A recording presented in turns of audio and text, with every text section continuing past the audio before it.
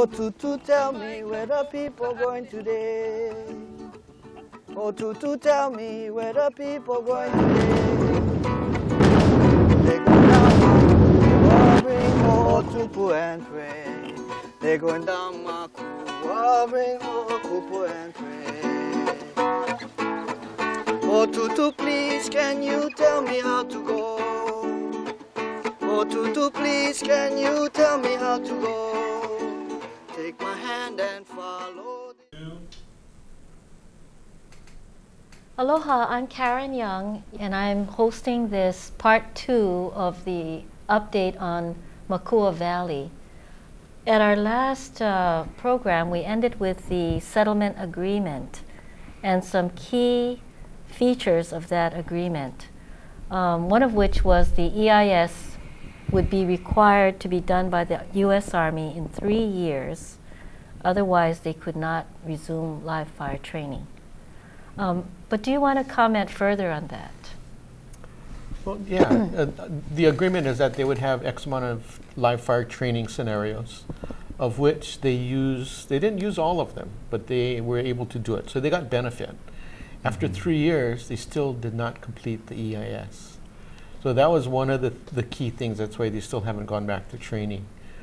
And and some of the other elements of the agreement was besides the EIS. Right. Well, let me just comment on that thing that that they didn't finish the EIS, and according to our lawyer in Earth Justice, David Henkin, he discovered that they had put the EIS on Makua on the back burner, so to speak, because they wanted to get the Striker vehicle that's right. EIS done first, which it was and eventually passed. But that was one of the reasons that they delayed. But one of the problems for them was that they couldn't train because it was part of the agreement.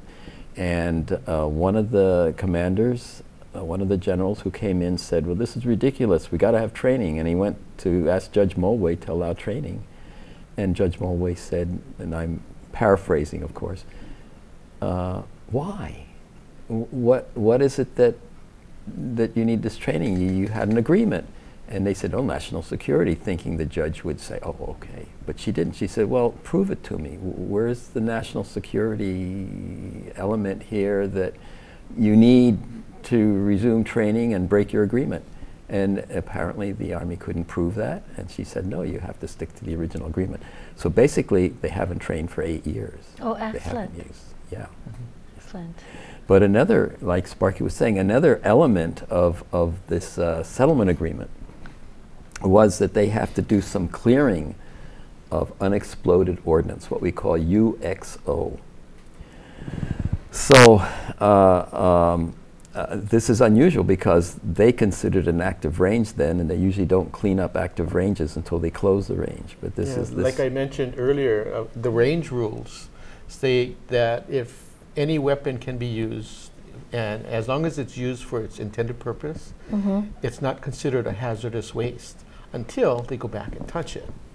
So they had problems with this part of the agreement initially, but because they really wanted to train, this was right after 9/11, that we were able to get that. And they were going to clear all the way, I think it was 1,000 meters or 1,200 meters 1,000 meters into the valley. And that was pretty much the kill radius if something went off. Right. And that expanded over the beach as well as the road, Farrington Highway, where we go. People and are, our kids yeah. are, yes. Yep. Yep. So that's So they remarkable, they had actually, to do that was in the settlement agreement. And you know, during one of the burns in the valley, a 1,000-pound bomb was discovered. That's a big bugger. And we have a picture of it.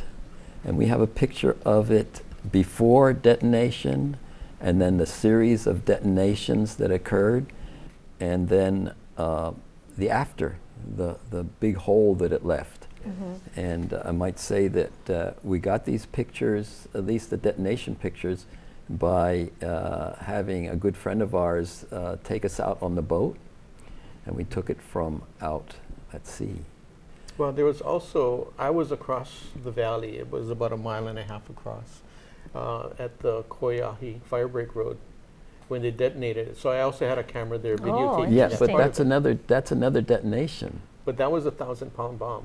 Yeah, it might have been another. Yeah, Yeah. I know you were there for an earlier one, but this is this 1,000-pound bomb that I thought you were on the boat with us. No. With Uncle Willie. Okay. Well, I know the Your wife was. She was taking well, pictures. the Coast Guard blocked off. The LNR had boats out there, and they kept people out of Makua Oh. as well as out of the water, Oh.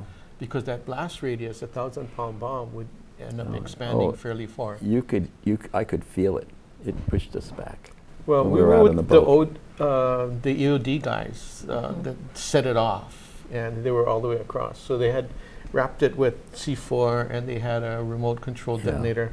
And Yeah. while we were watching, being beyond a mile away, I felt the concussion Wow. as it came across the valley. and it was- I can believe it, but I missed that one where you were at the Koiahi area. But that wasn't, they didn't allow that with this 1,000-pound bomb, maybe because the position It was was- that it was, yeah, was might have been too too close. big. Do you know approximate year? Because you Yeah. have a note about a burn. Is that connected to the Not that- well, 2003 burn? It might have somehow? been. It might have. Well, no, that burn was a burn that occurred in the area of the Ukanipo Heiau, and this 1,000-pounder was not too far from there, Yeah. and we had Wow. concerns about it. And we'd have to go in. We were able to go and view that bomb, Yes, but we had to wear Kevlar right, and a Had to- had the flak vest. jacket. right, and a helmet and all that stuff. 1,000-pound bomb would leave very little trace of us if something. Really, and if I can add, we got close enough. I could see the date on the bomb. There's a date, the date of What was fabrication. the date? Do you remember? 1944 December 1944. Wow. So probably was dropped by an airplane in 45. So it was quite interesting. But that's a But slide that people can watch. The thing is, you said the bomb was exposed. Did you say by a fire? It I'm sorry. was. Was that the 2003 No. fire? No, it was a fire that occurred in the Ukanipo area. I'm trying to remember the date. I think it was 2006, but Oh. don't hold me to that. Yeah, I don't recall either. But what's interesting, you mentioned Ukanipo. Ukanipo was one of the features that was pretty dominant from the community's perspective, looking into the valley. And when we did research, the Army had archaeological surveys done by Rosendahl. And he said that this is only one site here, and there may have been something here, but that's all. And when we found out, he had 3 months to survey all the military's property in the state for archaeological sites. 3 so they months? could identify 3 months. Yeah. So Makua, when it gets overgrown, when I first went to Ukanipo, it was like 7 feet of grass. A lot of it was, they call it fuel load, so that burns very hot and quickly. So when I first went to Ukanipo, it was very hard to see. After a burn, the entire heiau was exposed, Wow. as well as other walls and features throughout that part of the valley, that the rock looked like emo stone. Some of Wow. them were cracked, but they were it looked like emo stone. They're all colored and rainbow effect to it, and that's how intense the heat was. But the fires exposed that as well as the bomb. And I remember the bomb having an area of rust where you could see through and see the explosive material wow. below that. And that's just an indication that some of that chemicals was becoming exposed to our Yeah. environment Right, and leaching out. Yeah. right. Yeah. Well, having been dropped in 45, the fins of the bomb had rusted off, so it looked like a big egg stuck in the ground. Yeah. And it was quite something. You know, we have had the Army do some clearing of UXO, which That's is great. what they're supposed to be doing. And you know, we mentioned two things: UXO's clearance, the 1,000-pound bomb, as well as fires. And there was a piece that I recorded at Gigi's farm, and this is done by Kyle great. Kajihiro. That's right. Great. And it's a Makua medley, and it talks about That's true. where we're going to go. It talks about fires. It shows one of our Easter sunrise accesses as we're walking into the valley. And it shows different parts of the valley, but a lot of the environmental images and shots. So if it's okay, can we play that now? I'd love to see it. It's a beautiful collage and a beautiful song done by our friend Kyle Kajihiron. Thank you for doing such a good video job on it. Yeah, so that would play right now. Here it is.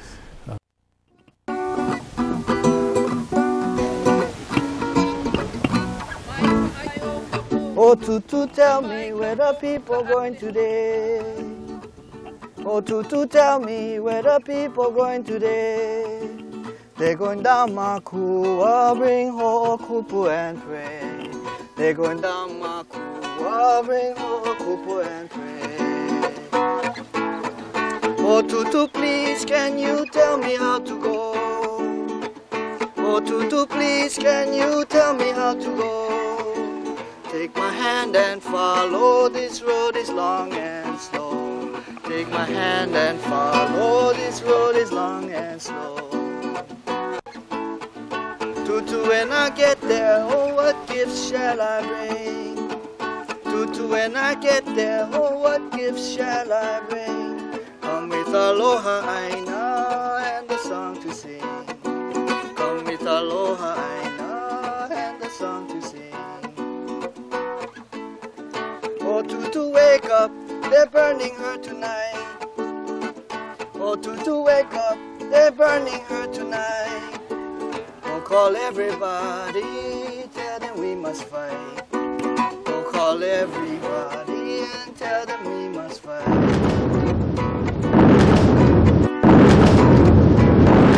Oh, Tutu, show us the pono things to do. Tutu, can you show us the pono things to do?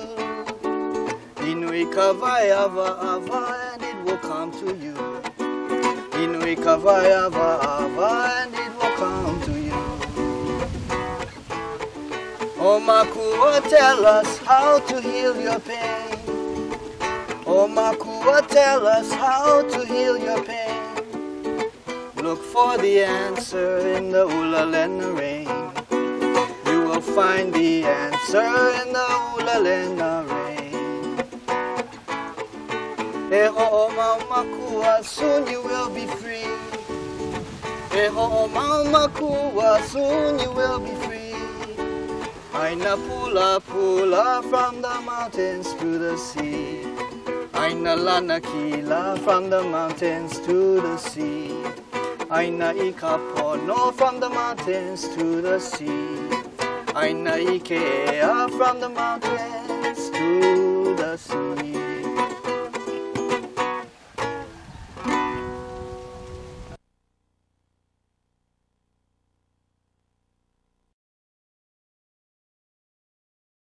Right.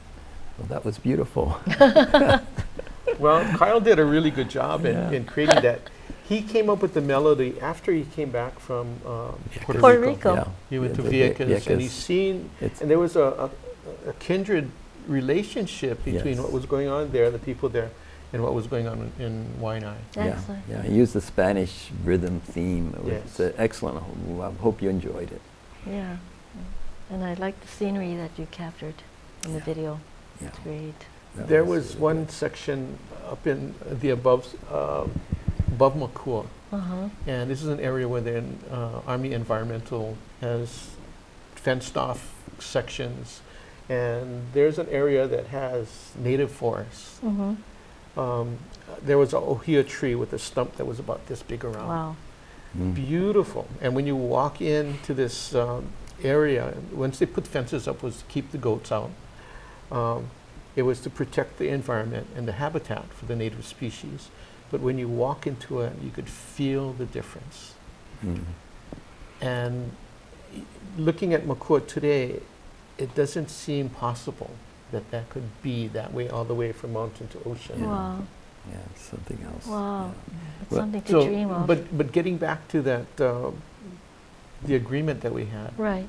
part of it was to have culture access and monthly access. I was hoping that we could spend nights or spend evenings and just to see the different temperature changes and see how the wind behaves and the rain, and just to get a feel of what it was like 100, 200, 800 BC before Cook. Just to be part of the valley. To be part of that valley and to sense what they may have been feeling way back when. Right. Yeah. That's lovely.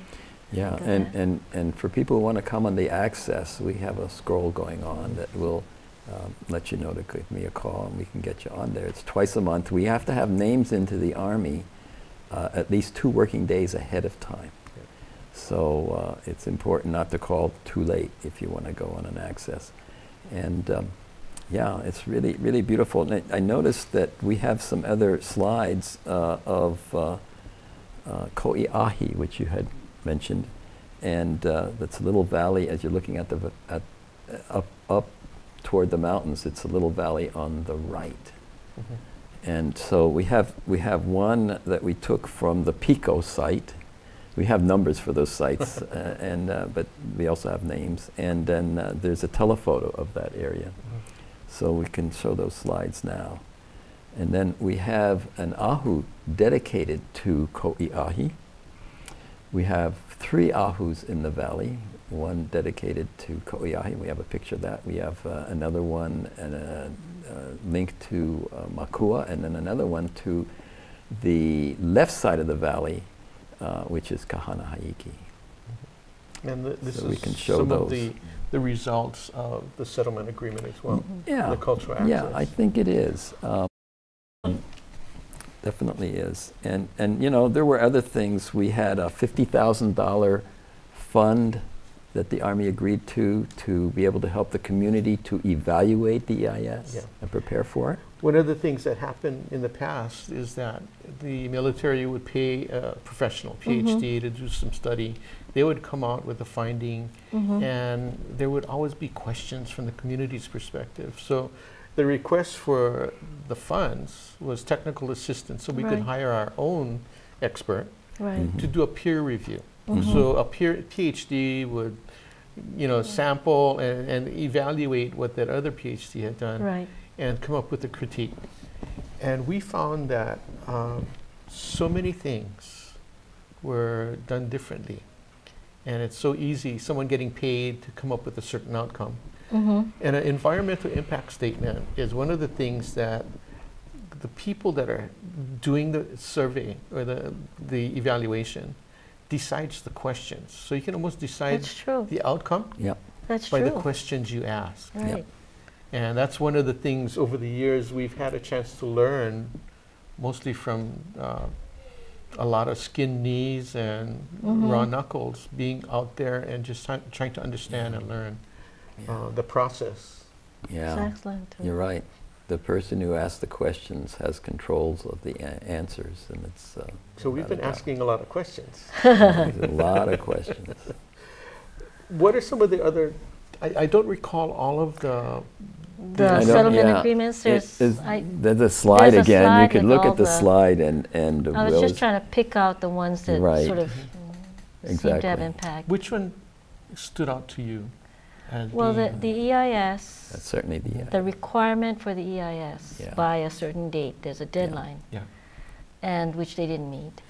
And then the requirement for the Fish and Wildlife to say when training can occur, green, red, yeah, they yellow. did have to follow certain rules. And so just by that alone, I think there was more outside control as to when training can occur. Yeah. And I think that helps a lot. Well, and it's hopefully a neutral. Of course, the access and the Makahiki things are important. Yeah, and of course that too. But from the legal part, I thought, from a person that wasn't involved as you folks were, that's what struck me. You know, one of the things I just thought, when I seen the lease from the military back in '64, it's going to end in 2029, August 29th or whatever. Yes. Anyway, August 2029. Yeah. That's the end of it. I didn't want the same thing to happen to Makua that happened to Kaho'olawe. Kaho'olawe, they spent $400 million to clean up, and they never did it. They never completed it. Yeah. Never completed the task. And what would Makua look like at the end of the lease. So part of the agreement in the discussion and the negotiations was to try to address some of that. First, we wanted to find out what was there, how bad was it. So the OBOD site, we found that, or we learned dinitrotoluene, DNT, which changes us genetically. It's not only cancer causing, it changes us genetically. So what does that mean to children, childbearing years, you know, as you develop that reproductive or the nervous system, how does it affect our community? And these are some of the questions. One of the things that they found in the EIS was that they found arsenic, but they couldn't tell whether it was organic or inorganic. One of them is benign, doesn't bother us, and the other one is deadly poison. So which one is it? Right. Yeah. They found it in seaweed, and they didn't take that next step to determine if it's organic or inorganic. Inorganic is the real poison. Well, maybe I can say this then, that they did come up in 2008, I think it was, with a draft EIS. Yes. Can you folks comment on what your reaction was to that one? I think it was the one where you talked about 5 phone books. It was this huge stack. It was incredible, and you know, thick as it was, it didn't answer all the questions that they were supposed to answer. Yeah. And one of them is this issue of what kind of arsenic is in that limu, and another is just the marine study in general, what's out there in the ocean that people use. And then the third one, as I recall, was the archaeological, subsurface archaeological testing, that if they didn't find something on the surface, they didn't go ahead and test. But that they may have missed something, so they need to catch up on that. And those are the things they need to do. Now, unfortunately, and I think unfortunately, the military had decided it was okay, and they did what they call a record of decision. And that was what year? I mean, I think it was in '09 that they did it. It was either '09 or '10. When they put out the draft EIS in 2008, was there agreement? I mean, how did it was, so they presented, and what was the reaction? Was there a legal reaction to that? There is. There has been. Yes, in that Earth Justice has appealed that it's not complete, you know, and went to Judge Mulway, who again ruled mostly in our favor, that the Army had to do, especially the marine studies, the LIMO study, and the archaeological subsurface testing. So they're determining. Well, the Army knows it has to do it, but it's refusing to take back the record of decision. Yeah. And so we say you shouldn't have a record of decision if you're not done with the study yet. So, in other words, it was found to be deficient, yes. But they still, in 2009, I guess, 2009, submitted a final EIS. Yes. Or what they think is the final. Yeah. And they called it a record of decision. Decision is the name that when you have the final. Okay. But they had passed the 2004 deadline. Yes, they had. They haven't trained for 8 years. And what's interesting is that every year the military has to certify that its troops are adequately, if not superiorly trained, because they've been sent to Iraq and Afghanistan and so on, and they've been certified that they're okay. So they've had their training, they've been able to train. And the question, we've always said that you don't need Makua, that Makua is an inappropriate place to train because of all the endangered species, all the archaeological cultural sites, contamination, etc. And for years the Army was saying, no, Makua is essential. But something changed about a year ago. Yeah. Something changed, and that was General Mixon first proposed that they didn't need Makua for live fire training. He wanted to do some other types of training. And then the general that succeeded him, General Ruzynski, has said that they don't need to do live fire training anymore, and they plan not to do anymore. He left himself an out unless there's a national emergency. But basically, they're not even going to do this other training that they were going to do. So we've progressed. Yes, it's progress. It's progress. We've progressed a lot. Right. Yes. Growing up, my grandmother lived on Upena Street, and that's just a few miles away from Makua. And I remember her house when we'd be sleeping there, and one of the bombs would go off, and the windows would rattle, the house would shake, and wake us up from a dead sleep. And this was miles away. So over the last 8 years, we haven't had to experience this battle, this war environment. And our community has been used as a training scenario for decades. Right. And there was one incident when I was right out in front of this building, and I noticed that a convoy was going by. They had a machine gun loaded on top of their Humvee, and they were tracking the people that were walking. This mother and her 3 kids, and he was aiming his machine gun at. And I was talking to some of the other people in the community, said, oh yeah, I was driving down the road and they're aiming at me. So when I talked to the major, what is this? And he says, well, any community that we're in, we use our community in our training scenarios. That's part of our training. I said, I'm a Vietnam vet. I don't want to have to experience having a gun aimed at me, because I was taught, you're going to aim it at me, you're going to shoot me. So I don't want to have to relive those kinds of things. And I don't think anybody in our community should be exposed to that. Especially the children. Yeah, I mean, you're absolutely right. I didn't experience that, but I would feel the same way. And I've also told that, you know, you don't aim a gun at anybody unless you're going to shoot. Yeah. And as you are a Vietnam vet, I am a Korean vet. So here we are. People are surprised to hear that, you know, we want to see Makua returned and training live fire at least stopped, and we are vets. We value peace. Yes. Right. Excellent. So one of the things, you know, a lot of the things that came out of the settlement agreement comes a lot from our history. Exposure to combat situations, exposure to a community of hardship, and constant militarization. So how do we change that for our children? How do we change that environment? And what will our future in Makua look like? Will we be able to restore it to a pre-military use condition? Right. And one of the kumu that I talked to said, why do you want to do this?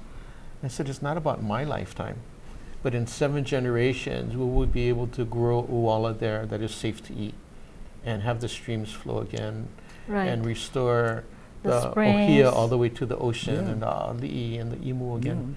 And the springs, yes. The springs. Yeah. Right.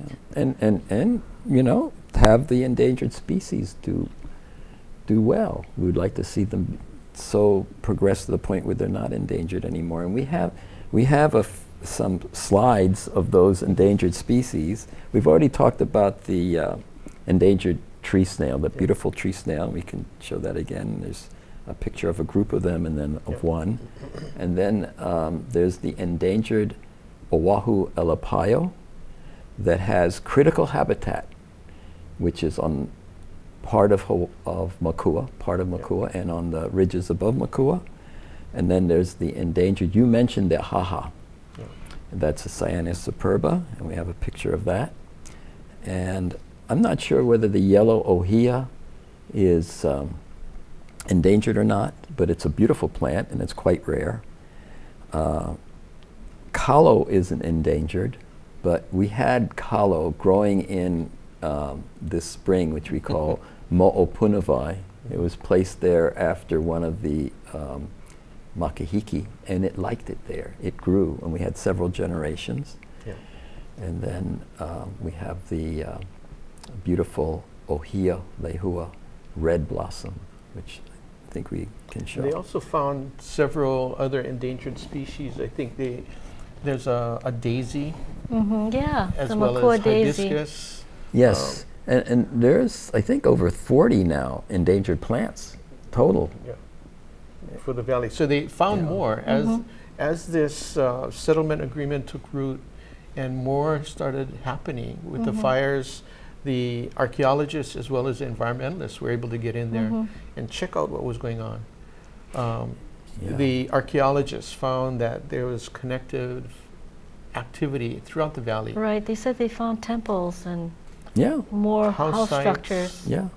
Right. Which means that the valley as a whole is an archaeological district, and not just that there's a spot here and a spot there, but it's And a historic one. yes. That I think Hawaii it would see as great value if it was restored to Right. the pre-contact, to have that natural environment restored and experienced. Right. I would like to see that little kipuku that's on the top of the mountain with all native species there extended throughout the entire valley. Right. Yeah. And more public, the community access. Yeah, that's a beautiful People, yeah. kipuka. It's Yeah. on Ohikilolo Ridge. It's beautiful. Well, that's one thing about when I was in Vieques, I went to one of the sites that was turned over by the military, and it was turned over not to the community or to the country, it was turned over to Fish and Wildlife. Oh. So fences were set up, and it was a live fire range. So beyond a fence, and the sign says no trespassing, unexploded ordnance, there was a bomb sticking out with the tail fins in an environment that was now a refuge for the birds, the plants to restore itself. But these environments was exposed to all this unexploded ordnance and the contamination that goes along with it. Right.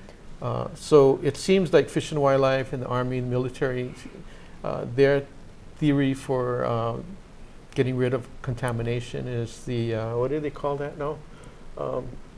Dilution is the solution Oh. for pollution. But there has to be continued ordnance removal. There has to be, Yeah. and one of the visions that we have for should Makua start. is to make it a world-class center for the latest and safest type of unexploded ordnance removal, UXO removal. And we have that vision for Makua eventually. Maybe one day, Leandra says the University of Makua. Right. Yes, she And does. if we can turn it into an educational center, turn it into an economic engine where these kinds of exploration can happen, even a Yes. restoration of the environment to make it productive and life-giving again. Yeah. I think would be valuable and exportable as a commodity throughout the world. I think it would be very Wonderful. great. And you know, reforestation. Reforestation could bring back the streams, the water, and would certainly help the valley. So that's another vision that we have, reforestation. And of course, there's the cultural aspect. With that, I listened to David Henkin's piece that you can get access to on earthjustice.org. Right. And he was talking about all of the legal aspects, but one of the things, two things that really stood out for me, besides the settlement agreement, was the incorporation of culture and the archaeological sites as being a component of the entire suit. Right. So the access that we have, that Yes. Fred coordinates every, twice a month, or the makahiki that we practice, and we get a chance to sleep overnight. So these experiential opportunities where we go and touch the ground and smell the air and Right. just sort of experience Makua Right. without all of the turmoil going on. Yeah, I felt like it was almost like an education for David too, from the community telling him it's not just the endangered birds and plants, it's the people and connection and being part of the valley. It's all one rather than pieces. And that each time he litigated, he had to It keep that in. influenced. Yeah, Makua has had So an that's a influence on all very- of us, I believe. Yeah. very good Really. description. Well, one of the things I mentioned earlier in the previous segment was first getting involved in Makua was they couldn't help us because they could only help with endangered species, Right.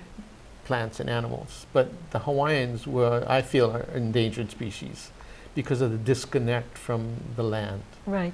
and the resources. But I also realize that the plants and animals that are endangered are also the voiceless Hawaiians that were here before. And they also need to be protected and considered. So one of the things I learned with the Army doing training in the fires, they would call it mitigation. Is that the word? Yeah. Well, we can lose maybe 10% of the population and they'll still survive. Oh. And I view that as a slow choke. You know, you choke somebody just enough, you let go before they die. And our community has been exposed to that for years. And you know, Fred has really done magic working with the different groups that have gone in to experience Makua and the cultural access component, because they get a chance to see Just not to only just to experience the. I think Fred puts it. What do you say? The Well, valley is its best. best argument. Say You know, that just again. just being in the valley is the best way to let people know that it's a really, really special, sacred place. If they can experience the valley, you know, just about everybody comes out in favor of, yeah, this is not a good place to train.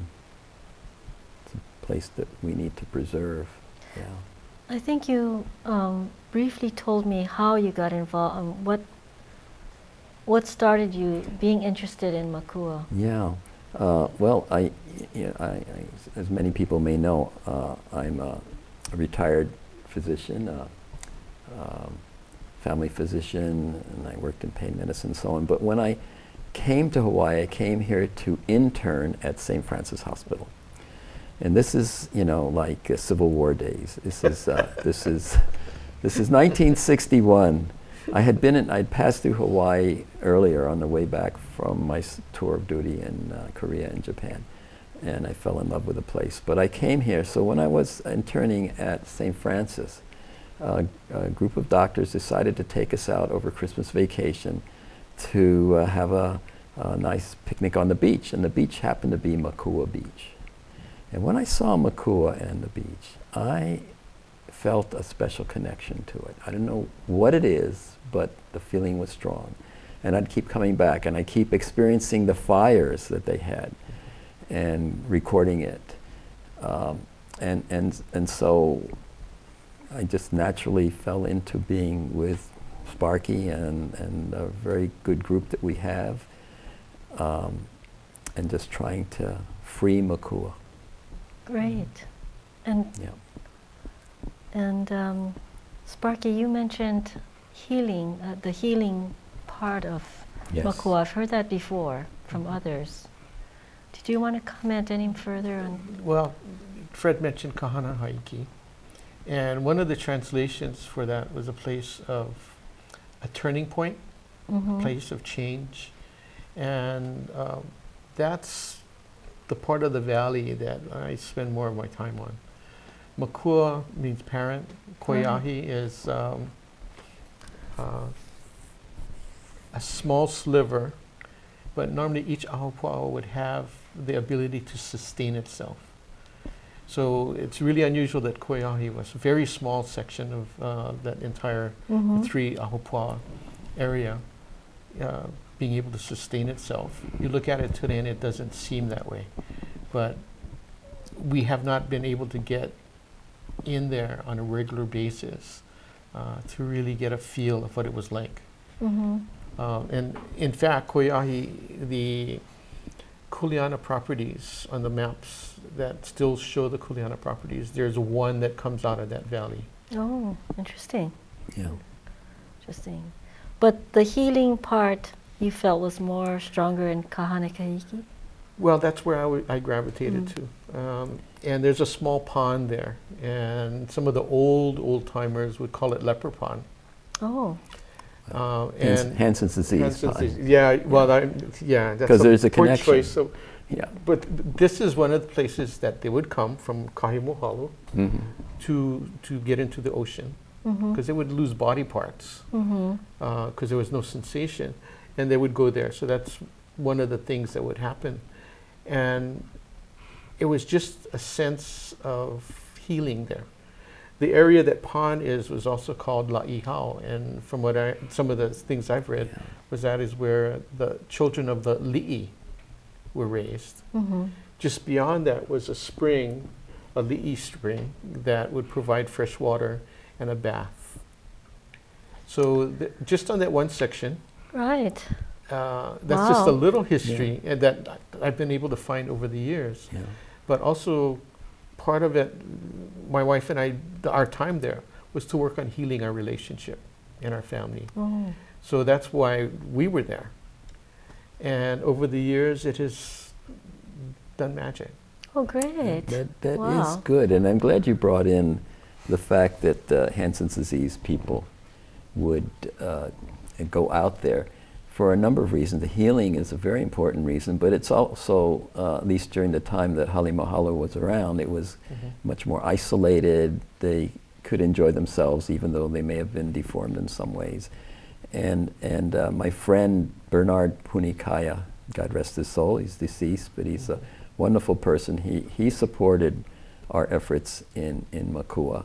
And he used to tell me how they'd go out there. So it just brought back memories, and I appreciate that. Well, we had talked earlier about the kupuna, and we were going through a list of names. Yeah, that's right. We should mention them. Ivanhoe Naivi, very important. I knew Ivanhoe during the Ohikilolo struggle, when they wanted to put a golf course in a country club or whatever there, and we fought to preserve that, and were able to do that because a heiau site was discovered. And so that fortunately never happened, but I got to know Ivanhoe then, and he was taken away from us way too soon. But then others, Walter Kamana has been mentioned, Jay Landis, wonderful person, great friend, great supporter of Makua. Charlie Rainey, former cowboy that worked in Makua. What a great guy. I mean, he was just wonderful. He was a former patient. I don't think he'd mind telling us, but he's also passed. Frenchie, Auntie Frenchie Di Soto. Auntie Frenchie Di Soto. We do miss her. Yes. She was a wonderful guide, a wonderful helper, a great spirit, a very earthy person, but with a huge heart. And I can't say enough good about Auntie Frenchie. And although I don't know all of them very well, there is the Makua Cemetery Group. And they actually, I know one time members of that group came to our Easter sunrise, well, Makua sunrise service or celebration. And they are doing the things. They've restored the cemetery to a great extent. They're wonderful people. They've done a wonderful job. Beautiful job. Really great job. So there's been Kapuna and young people and Makahiki group that gets together and practices every year and is really good with the chants. And I gotta thank Marion Kelly. She's the one that really got me on this journey, along with Ed Greavy and you know, all of the people that live there, the homeless or the houseless. Yes. You know, 80–90% of them were Hawaiian or part Hawaiian, and the traditional living or the healing part was being in the ocean, near the ocean, and that's one of the things that we're really not allowed to do, that self-sustaining ability. When you're surviving off the land, you don't really need to know how to read or write. You don't need to have an income, but you need to be productive. And I don't think there were anybody there in the group that we were working with that were not productive. They worked hard at staying alive, feeding their kids, and trying to do the right thing for what they had, the circumstance. But over the years, I found that homelessness has become more criminalized by ordinances or laws that are passed to not allow certain things. And there was something interesting. One of the testimony that this admiral gave in DC, and it was about how the people are encroaching on their military training activities. Gosh. And the reverse happened with the group that I was with, the homeless group that got me started in Makua, because they were the ones that were Right. looking. They wanted to do training, and You they have to were clear. encroaching on their activity and their Yes. access to their training That's area. good insight. Yeah, That's a really it's good incredible that they would turn that around. Yeah. Yeah. But you mentioned Ed Greevy is a great photographer. And then, of course, what's his name? The one who did the beautiful Makahiki picture. Jan Beckett. Jan Beckett, I'm sorry. I'm having a whatever moment. But yes, Jan has been a great supporter. He's really been a big help to us. And then getting back to Marion Kelly, were you on the Access where she came out in December of, not 11, but 2010? Or was it I don't know. 11? There was, no, I think it was 2000, it was 2010. She, well, a good friend of hers is Ula Hassiger, who comes out to help us, and of course Lynette Cruz. Yep. We mustn't forget Lynette, former member of the board, now emeritus. But Ula was very good friends with Marion, and when Marion was suffering with the terrible disease of Alzheimer's, she went to visit and she mentioned Makua, and Marion Kelly smiled. She obviously reached her, and Ula said, "Would you like to go back and visit Makua?" And she was just so happy. Couldn't talk, couldn't walk at that point, but was obviously happy. So they actually got her down, Marion Kelly's daughter, Ula, and my grandson Daniel, holding her up before the petroglyph rock, the Ki'ipohaku. Yeah. And she was in seventh heaven. And that was probably less than a year before she died. But she, sounds Marion like Kelly, was an incredible person, and her monographs on Makua are so valuable, so beautiful. And I hope you don't mind, this No, kind of not leads at me all. to another thought. Yes. All think- of these kupun have passed on, Yeah. that we mentioned. Yeah. And they passed the baton to us. Some willing, some unwilling. Unwilling. So Makua has a way of doing this. And, you know, eventually we're going to have to pass the baton on to the Right. next generation.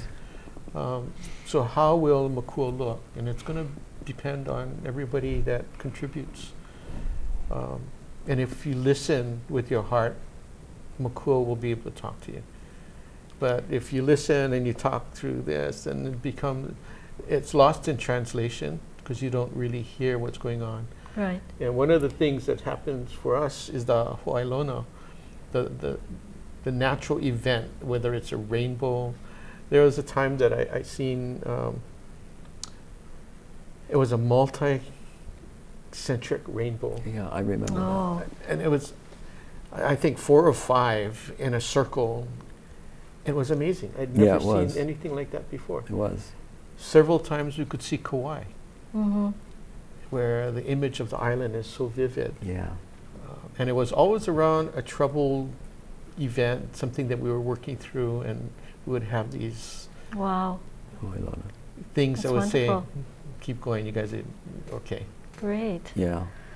Well, I mean, it's been, you said 8 years. No live fire training with Right. with the promise that we are not going to have any more live fire training in Makua. So, are there any last thoughts? I think I got what you think might be a good vision, but are there any last thoughts about Makua? Well, we invite people who are listening or have heard about it to come out and experience Makua for yourself. As Sparky has said, there's always messages. I've been in Makua now hundreds of times, or over 100 times, I should say, and I always learn something on every access. There's always something that reaches, and almost everybody that goes there experiences that too. So come and check it out. Yeah.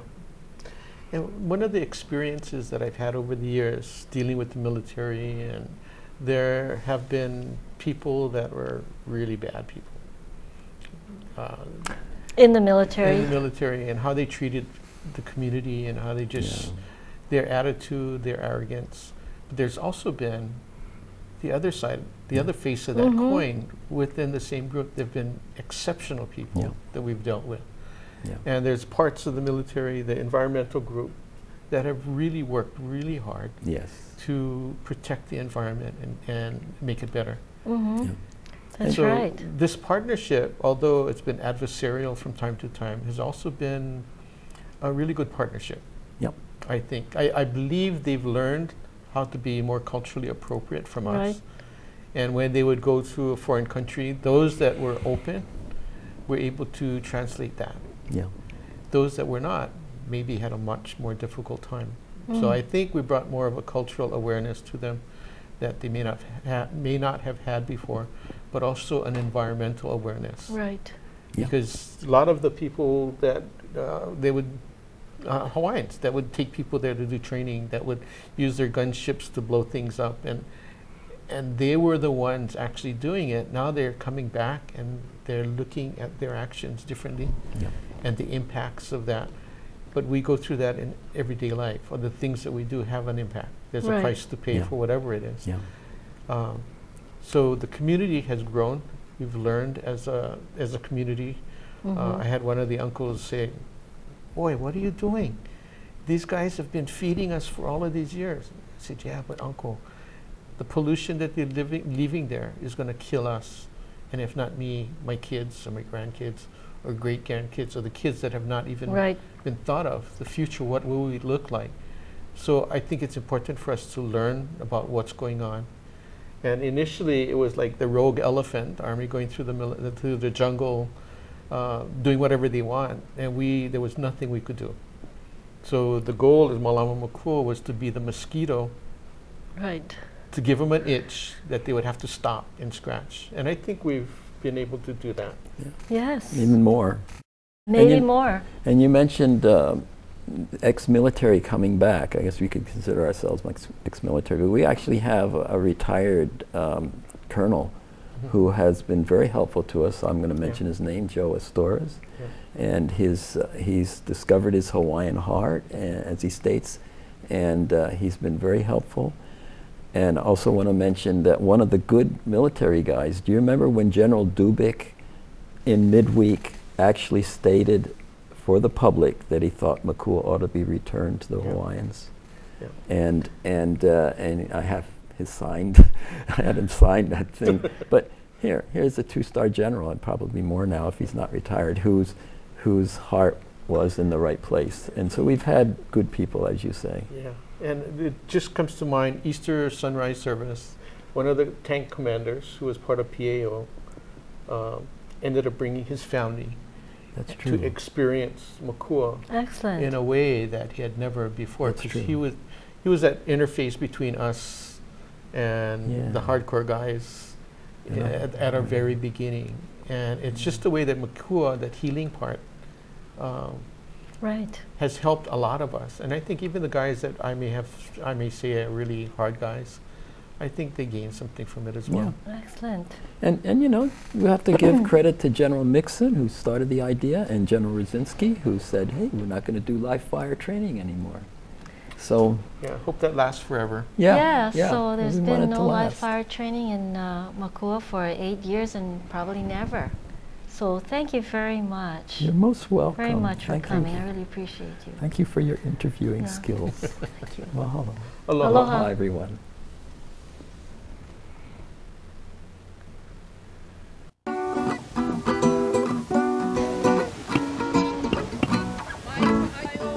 Oh, Tutu, tell me where the people going today. Oh, Tutu, tell me where the people going today. They're going down Makua, bring ho kupu and pray. They're going down Makua, bring ho kupu and pray. Oh, Tutu, please, can you tell me how to go? Oh, Tutu, please, can you tell me how to go? Take my hand and follow, this road is long and slow. Take my hand and follow, this road is long and slow. Tutu, when I get there, oh, what gifts shall I bring? Tutu, when I get there, oh, what gifts shall I bring? Come with aloha aina and a song to sing.